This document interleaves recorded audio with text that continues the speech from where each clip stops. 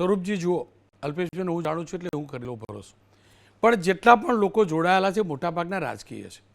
કોંગ્રેસના નેતાઓના મેં નિવેદન પ્લે કર્યા, બધા સકારાત્મક હતા, પણ ક્યાંક એવું તો નહીં થાય ને કે આ મંચનો રાજકીય ઉપયોગ થાય. અને તમને એટલે પૂછું છું, તમે શાસક પક્ષ સાથે તો જોડાયેલા છો, સરકાર સાથે પણ જોડાયેલા છો, ક્યાંક એવું તો નહીં થાય ને કે એ પ્રકારનું સંગઠન બને, એ પ્રકારનું મંચ બને જેના કારણે તમારી હાલત સુડી વચ્ચે સોપારી જેવી થાય? રોનકભાઈ, આમાં એવું કશું નથી.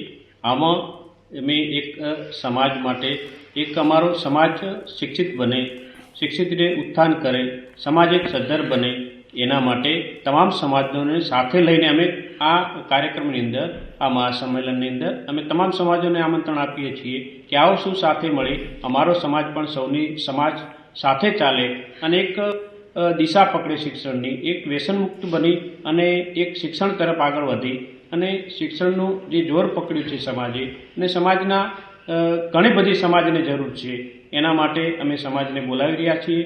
અને જે અલ્પેશભાઈએ છેલ્લા 12-13 વર્ષથી આ સંગઠનને ગુજરાત ક્ષત્રિય ઠાકોર સેના અને ઓબીસી એકતા મંચ દ્વારા જે સમાજને સંદેશો આપ્યો છે, તમામ સમાજને સાથે લઈને ચાલવાનો, તમામ સમાજ સંગઠિત રહે અને સમાજનો વિકાસ થાય એના હેતુથી અને આ કાર્યની અંદર સૌ સાથે મળી, જેમ અલ્પેશભાઈએ વાત કરી એમ કે સર્વ સમાજ આમાં સાથે મળી ક્યાંક સ્ટોલ પણ નાખી રહ્યા છે સર્વ સમાજ, અને અમારી સમાજને ક્યાંક નાસ્તા પાણીનું પણ આયોજન કર્યું છે. એની સાથે સૌ સાથે મળી અને આ કાર્યને સફળ બનાવીએ.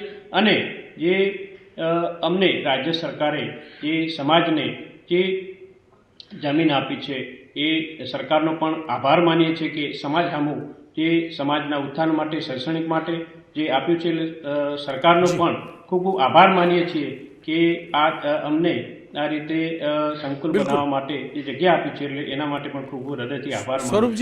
સ્વરૂપજી, હું આ બધાના નિવેદનો સાંભળી રહ્યો હતો. કોંગ્રેસના 3 નેતા, એક સાંસદ, 2 પૂર્વ ધારાસભ્ય, એ પણ તમારા જેવા જ સૂર પુરાવી રહ્યા હતા. આપ શું માનો છો? જ્યારે સમાજની વાત આવે અને પક્ષાપક્ષીની રાજનીતિથી પર તમામ પક્ષના નેતાઓ એક સાથે સમાજ માટે થાય તો કેવા સકારાત્મક પરિણામો આવતા હોય છે?